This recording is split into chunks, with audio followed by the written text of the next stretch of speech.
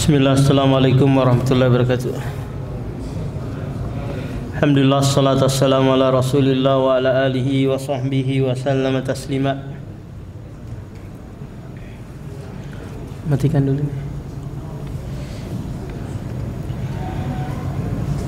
Nah, melanjutkan membacakan hadis-hadis Rasulullah dari kitab Bulughul Maram, masih berkaitan tentang hadis-hadis puasa. An Jabir bin Abdullah radhiyallahu anhuma anna Rasulullah sallallahu alaihi wasallam kharaja amal fathi ila Makkah fi Ramadan fasama hatta balagha qura al-ghamimi fasama an-nasu thumma da'a biqadahin min ma'in farafa'ahu hatta nadhara an-nasu ilaihi thumma shariba faqila lahu ba'da dhalik inna ba'dhan nasi qad sama qala ulaikal usatu. Dari Jabir radhiyallahu an menceritakan bahasanya Rasulullah pernah keluar di tahun Fathul Mekah, yaitu di tahun ke-8 Hijriah, bertepatan bulan Ramadan. Rasulullah melakukan perjalanan dari Madinah menuju Mekah. Fasoma, di tengah perjalanan Rasulullah puasa. Hatta balagha qura al-ghamimi, hingga Rasulullah tiba di suatu lembah, jaraknya dari Mekah sekitar 64 kilo. Fasoma an-nas, lantas manusia masih tetap berpuasa. Kemudian Rasulullah meminta secerek air, lalu dia mengangkat. Kemudian manusia melihat, lantas Rasulullah meminum air tersebut. Fakila, lantas dikatakan kepada Rasulullah bahwa sebagian manusia masih berpuasa. Maka kata Rasulullah, mereka telah bermaksiat. Hadis ini menjelaskan kepada kita bahwa di saat safar kita boleh berpuasa, boleh juga tidak berpuasa. Kalau kita tidak berpuasa di saat safar, maka itu berarti kita mengambil rukhsah, keringanan yang datang dari Allah Subhanahu wa taala. Faman kana minkum maridun aw ala safarin, barang siapa di antara kalian sakit atau sedang safar, lalu dia tidak berpuasa, fa iddatum min ayyamin ukhar, hendaklah dia ganti di hari yang lain, di luar bulan Ramadan. Nah, Rasulullah di sini sengaja membatalin puasanya karena kondisinya yang tidak memungkinkan untuk berpuasa. Kita tahu bahwa perjalanan dari Madinah ke Mekah itu ditempuh dengan jarak yang ratusan kilo, belum lagi cuaca yang begitu panas di saat bulan Ramadan. Karena tidaklah Ramadan disebut Ramadan karena dia romdo, musim panas yang bersangatan di situ. Paham? Jadi memungkinkan tidak mungkin untuk berpuasa dengan kondisi yang ini akan memudaratkan. Nah, Rasulullah memperlihatkan kepada para sahabatnya yang ikut bahwa batalin puasa kalian. Tapi ternyata ada manusia, ada sahabat lain juga yang tetap berpuasa. Maka mereka ini dianggap oleh Rasulullah telah bermaksiat karena tidak menjalankan perintah Rasulullah untuk membatalin puasanya. Wa fi lafdin, dalam lafaz yang lain, faqila innan nasa qad syaqqa alaihim siyam. Sebagian sahabat itu terbebani dengan puasa. Ada masyaqqah, ada kesulitan yang dia dapati. Wa innama yanzuruna fima fa'alta. Hanya saja sahabat yang lain ini menunggu lihat apakah Rasulullah membatalin puasanya atau tidak. Ternyata apa? Rasulullah membatalkannya. Padahal kejadian itu setelah asar. Tampak sudah mau mendekati apa? Waktu berbuka. Tapi Rasulullah sengaja membatalin untuk mengajarkan kepada sahabat dalam kondisi yang sulit, maka tidak boleh berpuasa. Tampak? Karena menjaga jiwa lebih diutamakan daripada berpuasa. Fasyariba, lalu Rasulullah apa? Meminumnya. Wa an Hamzah bin Amri al-Aslami annahu qala ya Rasulullah ajidu bi quwwatan ala siyami fi safari. Ada seorang sahabat berkata kepada Rasulullah, wahai Rasulullah, aku kuat berpuasa di saat safar. Fahal alayya junahun, maka apakah ada dosa bagiku kalau aku tetap berpuasa di saat safar? Maka kata Rasulullah, hiya rukhsatun minallah, itu adalah keringanan dari Allah. Faman akhadha biha fahasan, siapa yang ngambil keringanan dari Allah tersebut, maka itu lebih baik baginya. Wa man ahabba yasuma fala junaha alaihi, siapa yang tidak mau berpuasa di saat safar, maka tidak ada dosa atasnya. Ini apa Pak? Kondisinya kalau apa? Kondisinya dia tidak ada masalah, tidak ada beban kesulitan di saat dia apa? Berpuasa, maka silahkan dia berpuasa. Nah, boleh dia berpuasa, boleh juga tidak berpuasa. Lantas para ulama berselisih yang mana yang lebih afdol ini. Paham Pak? Sekarang kita safarnya tidak sebagaimana safarnya orang dulu. Paham?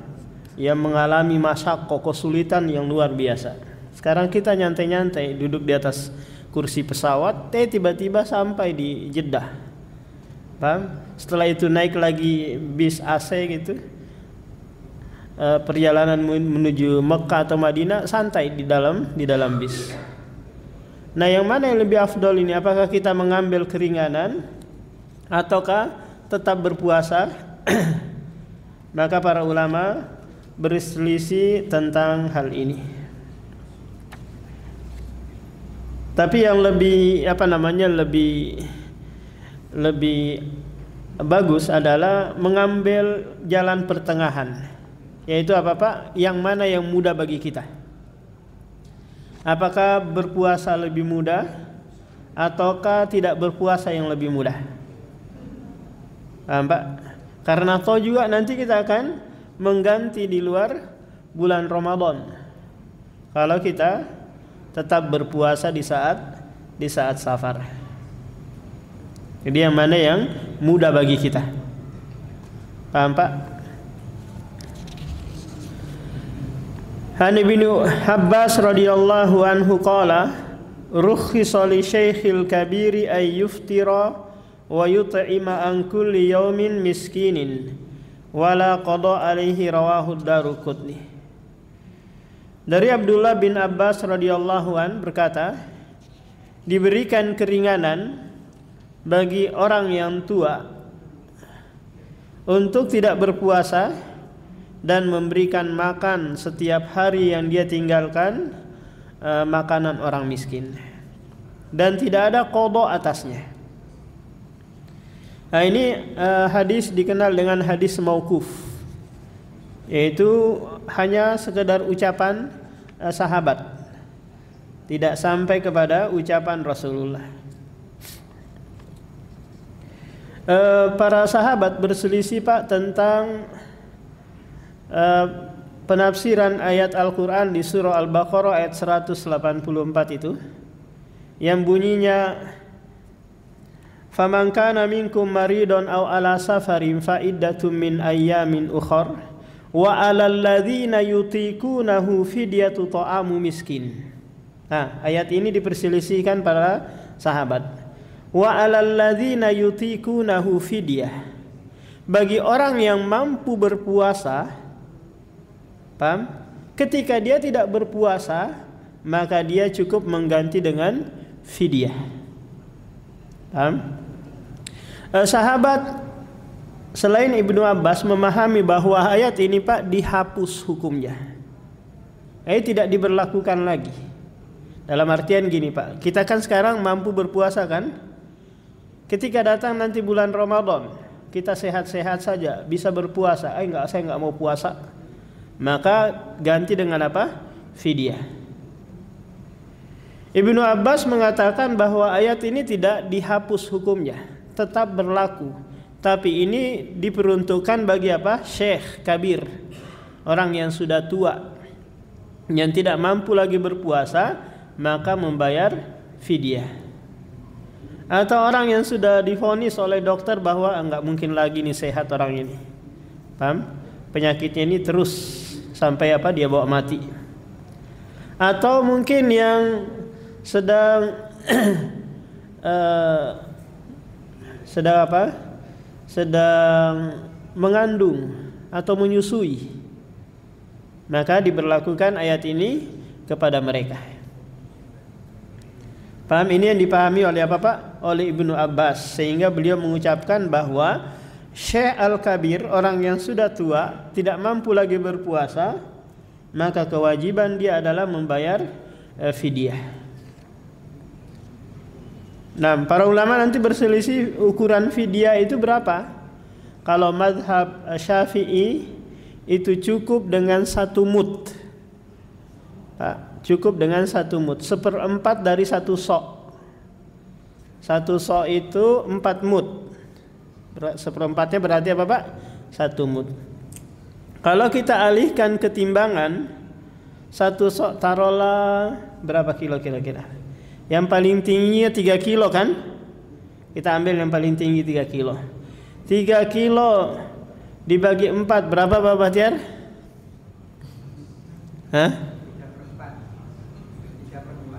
3 kilo bagi 4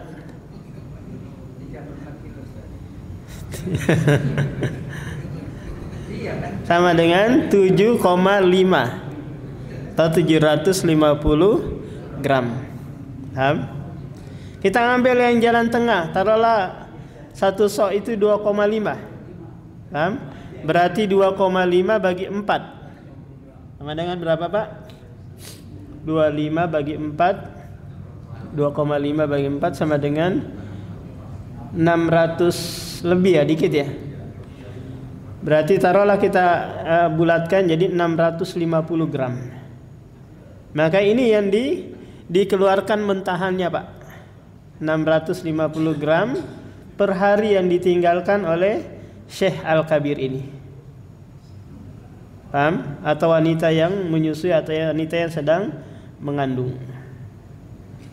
Jadi kalau kali sebulan sama dengan sekitar 20 kilo lebih ya.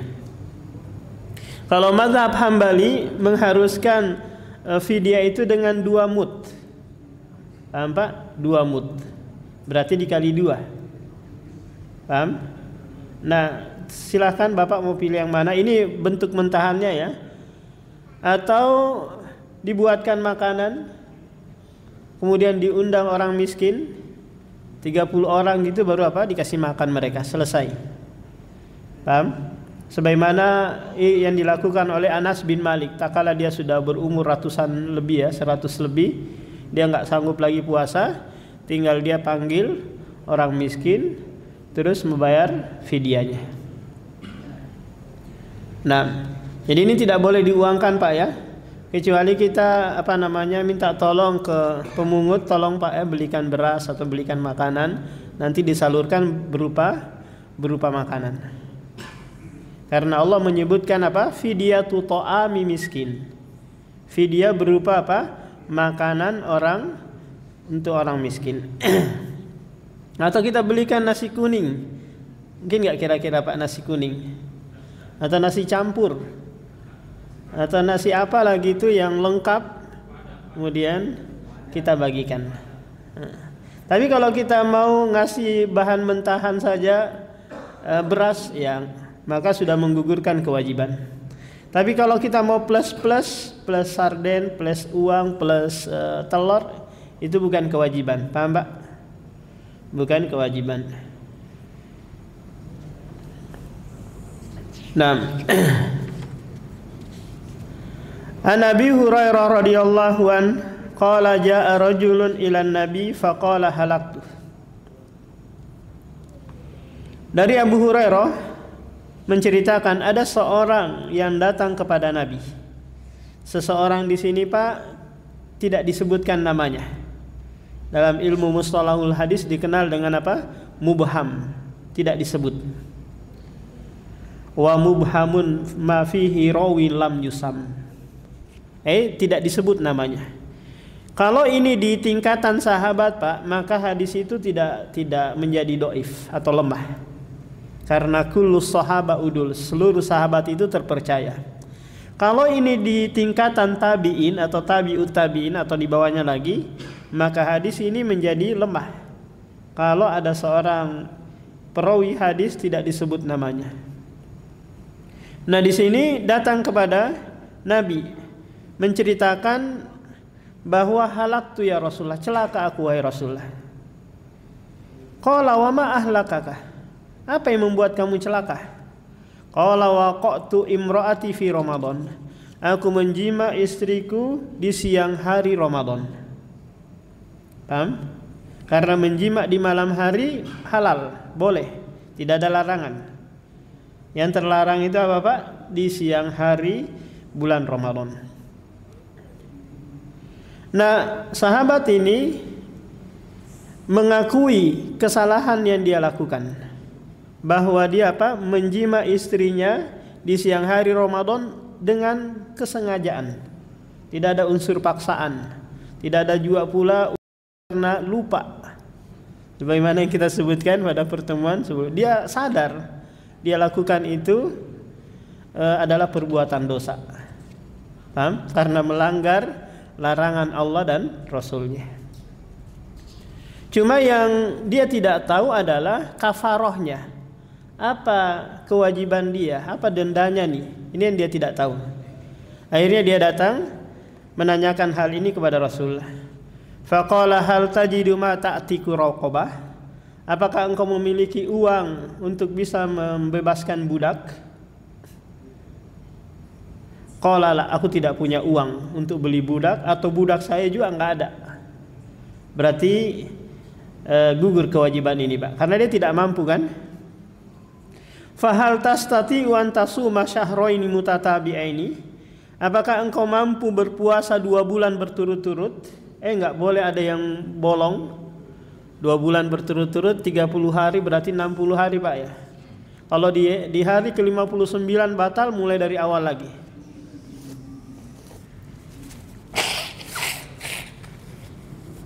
Batal di hari ke-50, mulai dari awal lagi. Terus kata pemuda inilah, aku enggak sanggup. Oke. Qala fa hal tajidu ma tut'imu sittina miskin? Apakah engkau memiliki harta untuk memberikan 60 makan orang miskin? Qala la, aku juga enggak punya uang untuk memberikan makan orang miskin. Berarti apa, Pak? Gugur kafaro untuknya. Paham? Ini harus apa, Pak? Harus berurutan, ya, tidak boleh memilih. Dalam artian nanti kalau ada sultan gitu atau ada raja menjima istrinya di siang hari Ramadan, maka dia tidak bisa langsung memilih, saya mau kasih makan aja orang miskin 60, saya nggak mau berpuasa 2 bulan berturut-turut. Nggak boleh, harus berurutan. Qala summa jalasa, kemudian orang tadi duduk. Fa utiyan nabiyyu bi arakin fihi tamar. Lalu Nabi diantarkan sebuah sekeranjang korma, sedekah atau hadiah untuk Nabi sallallahu alaihi wasallam. Faqala tasaddaq bihadza, bersedekahlah dengan ini. Qala ala afqara minna, apakah kepada orang yang lebih fakir daripada kami? Ini pertanyaan dia. Karena dia tidak mendapati yang lebih fakir daripada dirinya di kampungnya. fama baina labataiha ahlu baitin ahwaju ilaihi minna. Tidak ada di kampung kami yang lebih fakir daripada kami. Lalu Nabi sallallahu alaihi wasallam tertawa sampai kelihatan giginya. Kemudian berkata, "Idhab, pergilah, fa'at'im ahlaka, berikanlah makan keluargamu dengan korma ini." Banyak sekali pelajaran yang kita bisa ambil dari hadis ini, Pak. Pertama, kewajiban atau kafaroh bagi mereka yang menjima istrinya di siang hari Ramadan, harus membayar kafaroh yang disebutkan. Apakah ini juga berlaku buat istri? Para ulama berselisih, Pak. Apakah istri juga harus membayar kafaroh? Karena enggak mungkin terjadi jima itu kalau suami saja sendiri, kan? Paham? Ini ada istri yang membersamainya. Sementara di sini tidak disebutkan istri, hanya suami. Maka para ulama berselisih, karena di sini tidak ada disebutkan istri, maka gugur kewajiban istri.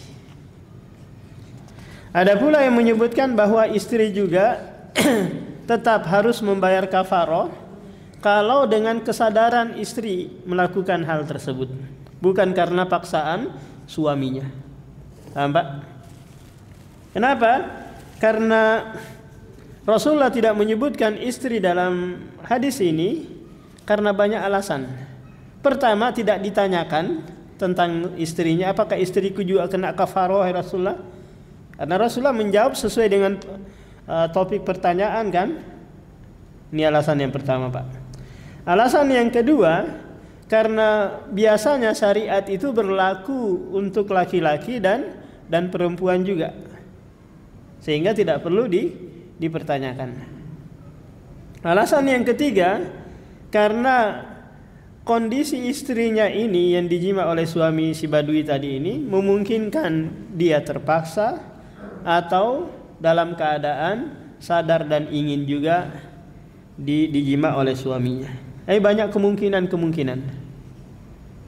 Nah, ini yang lebih Pak?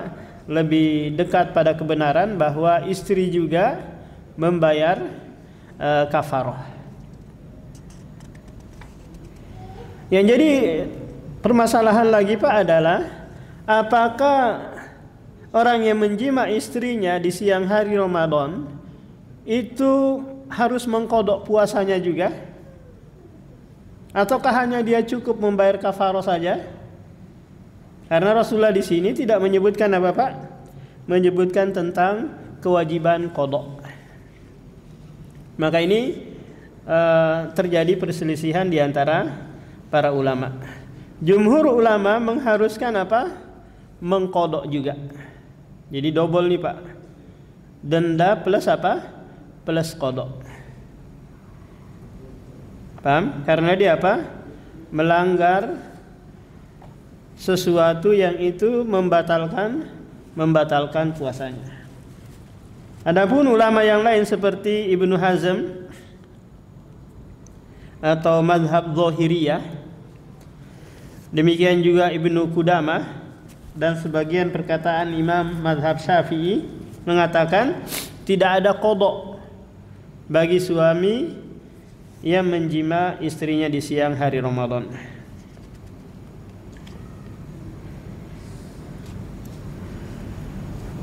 An Aisyah radhiyallahu anha wa ummi Salamah anna an-nabiyya kana yusbihu junuban min jima'i tsumma yaktasilu wa yasumu, muttafaqun alaih.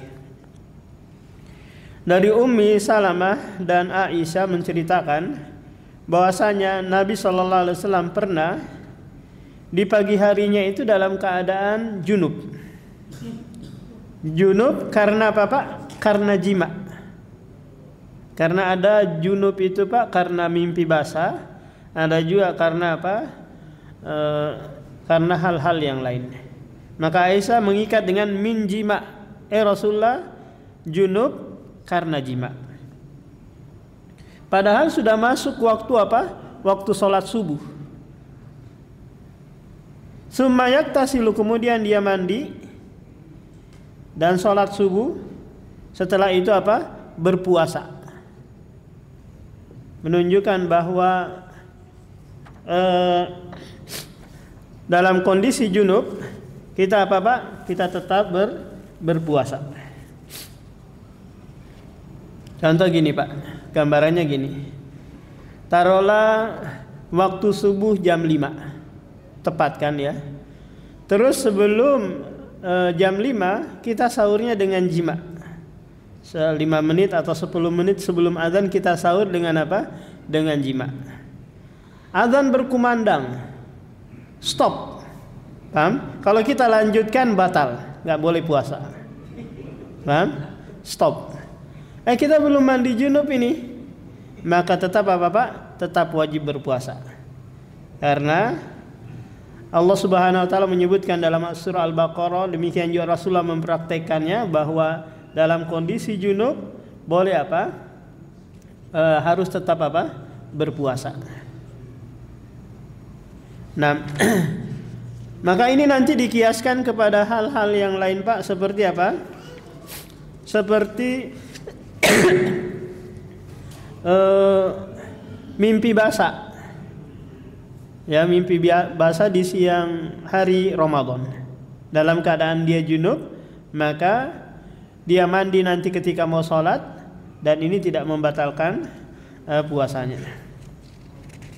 Demikian juga halnya seorang wanita Pak. Ketika sebelum masuk waktu sholat subuh, paham? Dia masih dalam keadaan haid. Paham? Sebelum masuk waktu sholat subuh. Kemudian qadarullah pas adzan dia selesai haid. Dia cek sudah keluar cairan putih, nggak ada lagi kecoklatan atau kekuning-kuningan. Dia cek bersih. Maka dia apa? Berpuasa. Meskipun belum apa? Belum mandi besar. Nah, kalau ternyata dia dia selesai haidnya itu pas masuk waktu subuh, maka apa Pak? Tidak ada kewajiban karena masih ada mani penghalangnya. Paham? Jadi sebelum masuk waktu salat subuh dia selesai haid atau suci gitu, maka lanjut puasa.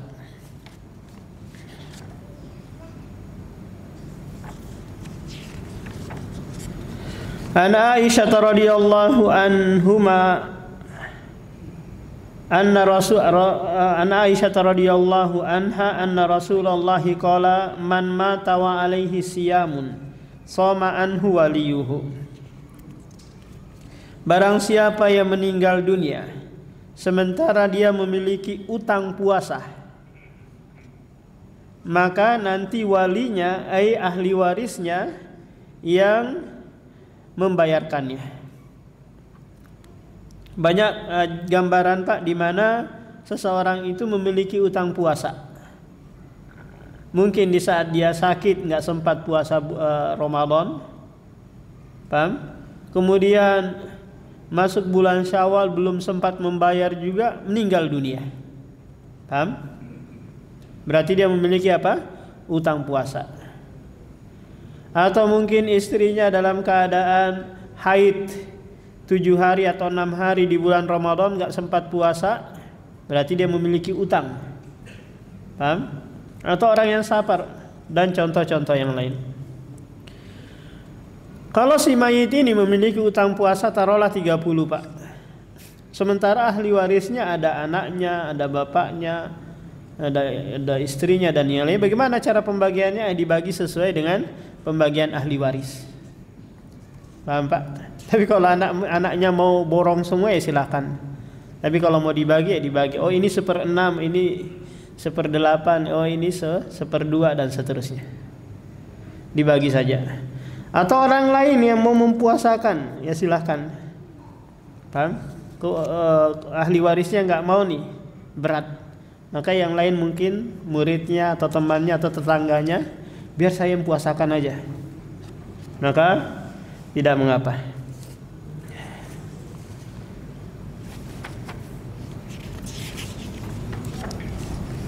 An Abi Qatadah al-Ansari anna Rasulullah su'ila an shaumi yaumi Arafah. Qala yukaffiru sanata al-madiyata wal baqiyah. Wa su'ila an siyami yauma Asyura qala yukaffiru sana al-madiyah. Wa su'ila an shaumi yaumil isnaini qala dzaka yaumun ulidtu fihi wa bu'istu fihi au unzila alayya fihi. Hadis ini Pak menceritakan tentang puasa-puasa sunnah. Berarti apa? Selesai tentang puasa-puasa wajib. Jadi puasa sunnah ini sebagai bentuk menambal kekurangan-kekurangan puasa wajib kita. Sekaligus juga menjalankan sunnah yang biasa Rasulullah lakukan, plus mencari keutamaan yang besar dengan beribadah puasa. Karena kita tahu Pak, ibadah puasa itu adalah ibadah yang satu-satunya yang Allah langsung memberikan pahala. Wa ana ajzi'u bih, aku yang langsung membalasnya. Karena ternyata puasa itu adalah ibadah yang tidak pernah diperuntukkan untuk selain Allah Subhanahu wa taala. Hanya untuk Allah saja. Rasulullah pernah ditanya tentang puasa Arafah. Maka kata beliau itu apa? Menggugurkan dosa sebanyak 2 tahun.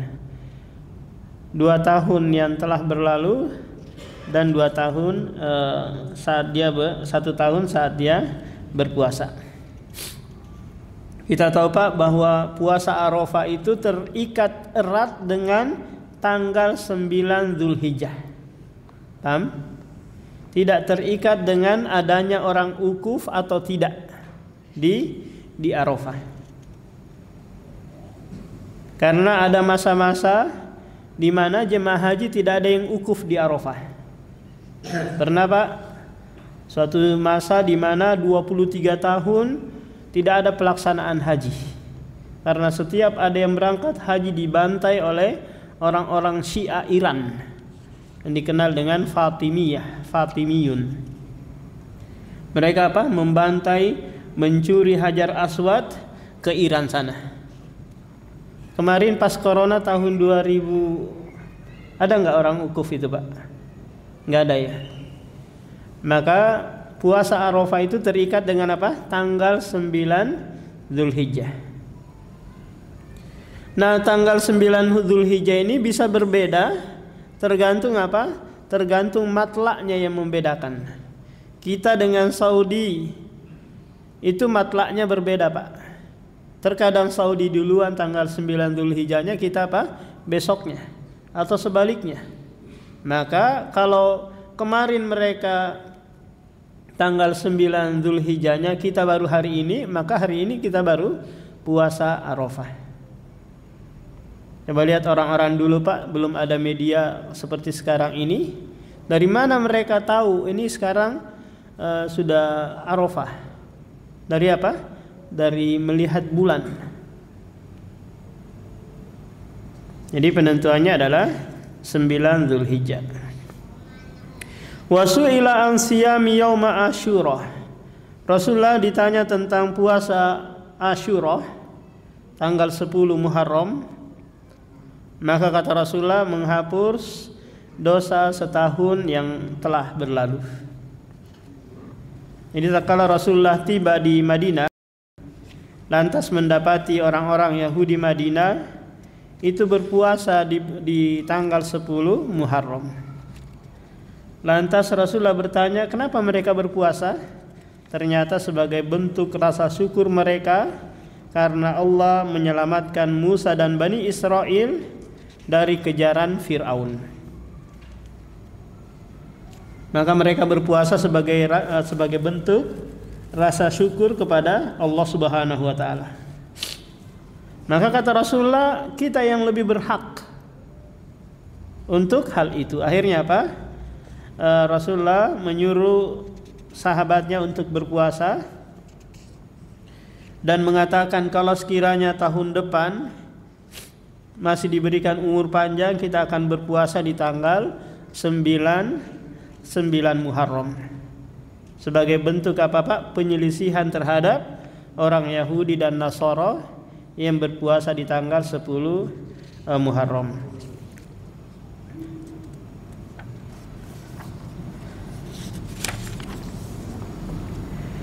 Wasu'ila an shaumi yaumil isnaini, dan Rasulullah ditanya tentang puasa hari Senin, maka Rasulullah mengatakan itu adalah hari aku dilahirkan, hari aku dibangkitkan, dan hari diturunkan kepadaku Al-Quran Al-Karim.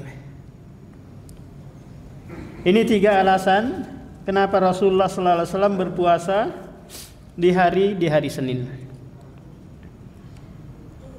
Sebagai bentuk rasa syukur kepada Allah Subhanahu wa taala di hari tersebut.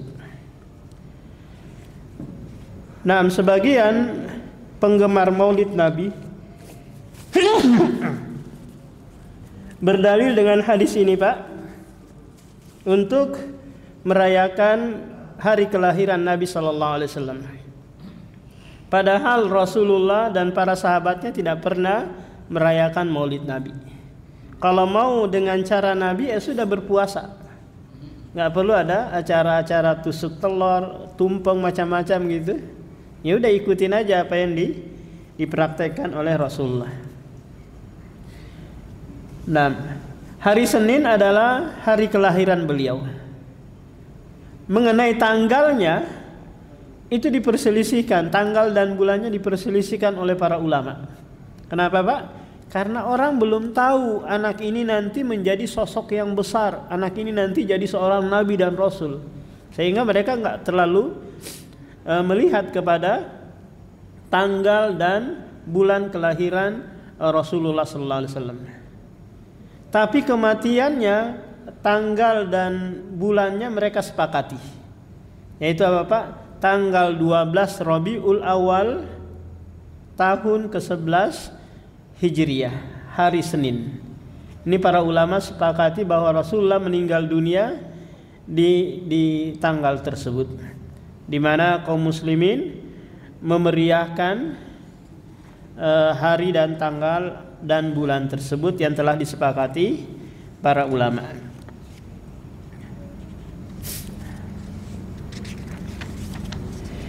An Abi Ayyub Al-Ansari radhiyallahu anhu anna Rasulullah qala man shoma Ramadan summa atba'ahu sittan min Syawal kana qasiyamid dahri. Dari Abu Ayyub Al-Ansari bahwasanya Rasulullah bersabda, barang siapa yang berpuasa di bulan Ramadan kemudian menyertakan setelahnya 6 hari di bulan Syawal, maka dia seperti berpuasa 1 tahun. Kenapa? Karena 30 tambah 6 sama dengan 36 kali 10 sama dengan 360.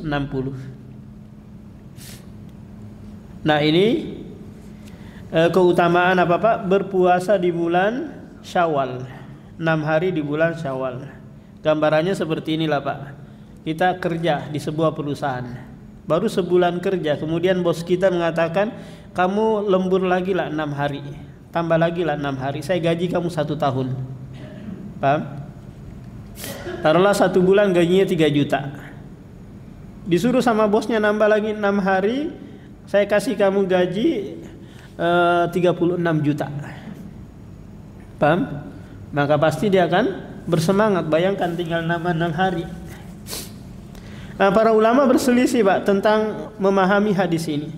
Apakah harus sempurna dulu puasanya ataukah tidak puasa Ramadannya? Dan Rasulullah menyebutkan di sini man shoma Ramadhana, barang siapa yang berpuasa bulan Ramadan, tidak diikat dengan kamilan au naqison, sempurna atau kurang. Paham?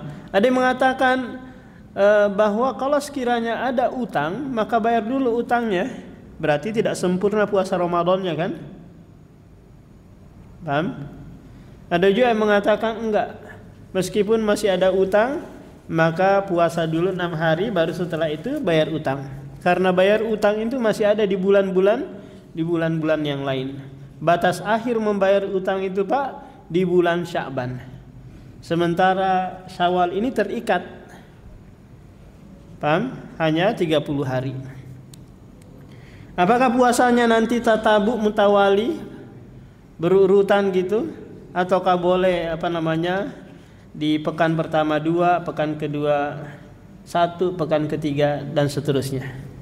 Jadi kalau sekiranya mampu Pak untuk langsung gitu di tanggal 2 Syawal langsung puasa, berarti di tanggal berapa Pak selesainya? Di tanggal 7 Syawal ya. Kemudian setelah itu lebaran ketupat. Ini lebaran yang dibuat-buat, tidak ada tuntunannya dari syariat. Nah, demikian Pak, ini yang bisa disampaikan. Ada yang ditanyakan? Hah? Apa Pak? Tidak ada perbudakan.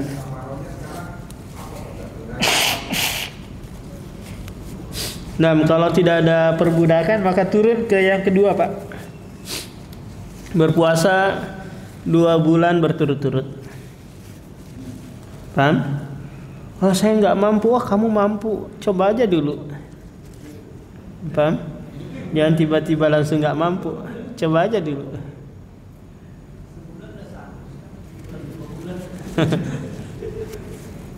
Hah?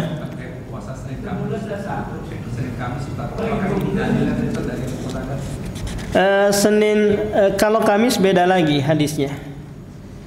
Hadisnya itu diperselisihkan oleh para ulama, apakah dia dhaif ataukah dia sahih. Ini hadis yang puasa hari Senin. Nah,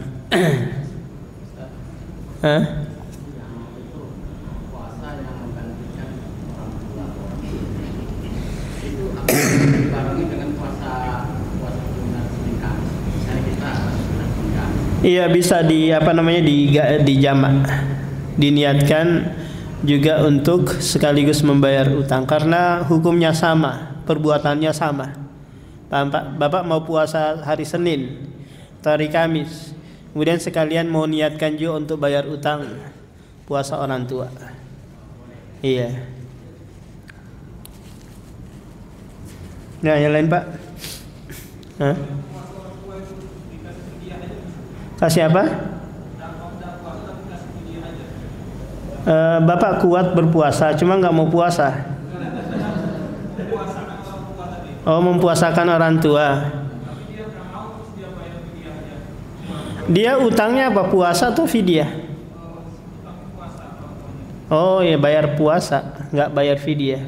Kecuali orang tua bapak memang dia nggak sanggup puasa, dia ada kewajiban membayar fidyah, maka nanti ahli warisnya bayar fidyah. Paham? Hah? Nah, kalau tidak ada kita tutup. Subhanakallahumma wa bihamdika, asyhadu an la ilaha illa anta, astaghfiruka wa atubu ilaik.